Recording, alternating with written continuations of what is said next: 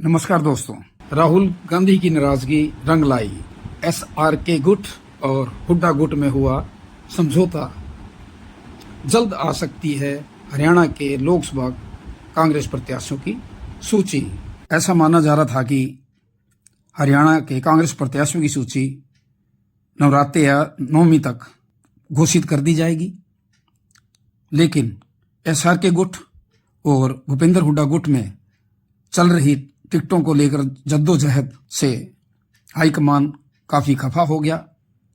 खास करके राहुल गांधी की नाराजगी ने रंग दिखाया और SRK गुट और भूपेंद्र हुड्डा गुट ने सीटों को लेकर आपसी सहमति बना ली।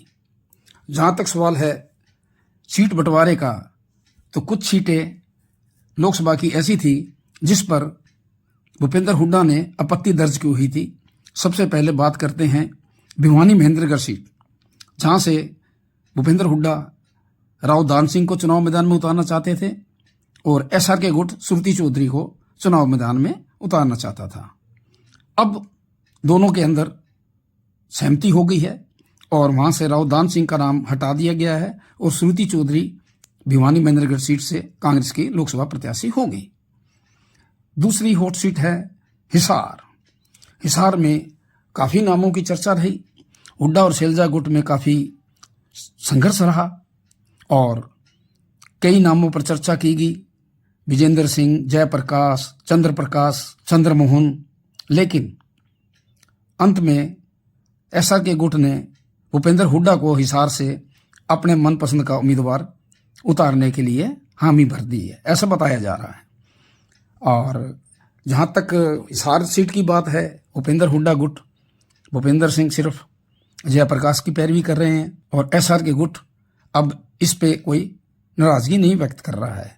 लेकिन ये हिसार सीट जिस पे चौधरी विजेंद्र सिंह पहले ही सांसद रहे हैं और वीरेंद्र सिंह एक कदावर नेता है, वो लगातार हाईकमान के संपर्क में हैं और ऐसा लगता है कि अंत में विजेंद्र सिंह को हिसार की सीट मिल सकती है। और अब बात करें हम अंबाला से पहले ही वरुण मौलाना का नाम पर रजामंदी हो गई है। सोनीपत पे कुमारी शैलजा ने सतपाल महाराज के नाम की स्वीकृति दे दी है। फरीदाबाद में पहले से ही महेंद्र प्रताप को लेकर दोनों में समझौता हो चुका था। गुरुग्राम की बात करें तो हुड्डा ने राज बब्बर को आगे किया हुआ था और SRK गुट कैप्टन अजय यादव की टिकट के लिए लड़ाई लड़ रहा था।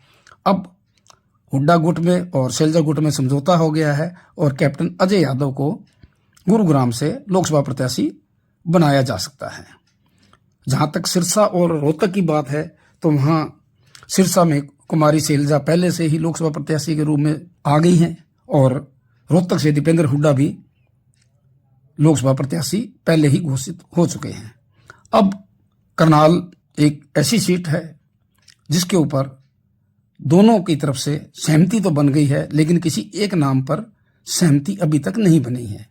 लेकिन ऐसा माना जा रहा है कि SRK गुट ने यह फैसला हुड्डा पर छोड़ दिया है। अब देखते हैं करनाल सीट से, जिसे पहले हुड्डा चाणक्य शर्मा की पैरवी कर रहे थे, अब वो किसे चुनाव मैदान में उतारते हैं।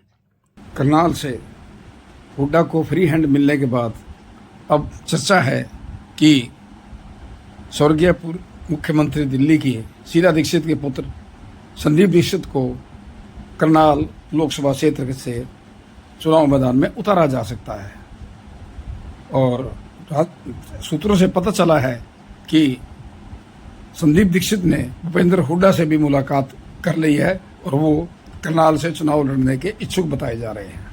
बात करते हैं हम इस दोनों गुटों की, जो कि पिछले काफ़ी लंबे समय से टिकट बंटवारे को लेकर आपस में उलझे हुए थे, जिसके कारण कांग्रेस को हरियाणा के अंदर अपने 9 लोकसभा प्रत्याशियों को नामों की घोषणा करने में काफ़ी असहजता महसूस हो रही थी और बार बार कमेटी का गठन, CEC की मीटिंग और अन्य मीटिंगों के बैठक करने के बावजूद भी जब परिणाम नहीं निकला, तो ये गेंद हाईकमान के पाले में पहुंची और विशेष तौर पर राहुल गांधी ने इन नामों को लेकर जो दोनों गुट की तरफ से पेश किए थे काफ़ी नाराज़गी प्रकट की और उसका परिणाम ये रहा कि आखिरकार दोनों गुटों ने आपस में मिलकर समझौता कर लिया, लेकिन गेंद अब भी केंद्र नेतृत्व के पाले में है। अब कांग्रेस हाईकमान, राष्ट्रीय अध्यक्ष खड़गे, सोनिया गांधी व राहुल गांधी, चाहे कोई भी ये नेता जब इस पर विचार करेगा उसके बाद ही राष्ट्रीय अध्यक्ष का अंतिम निर्णय होगा और राष्ट्रीय अध्यक्ष इन नामों की स्वीकृति के पास इन्हें अधिकृत रूप से हरियाणा के अंदर लोकसभा प्रत्याशी घोषित करेंगे।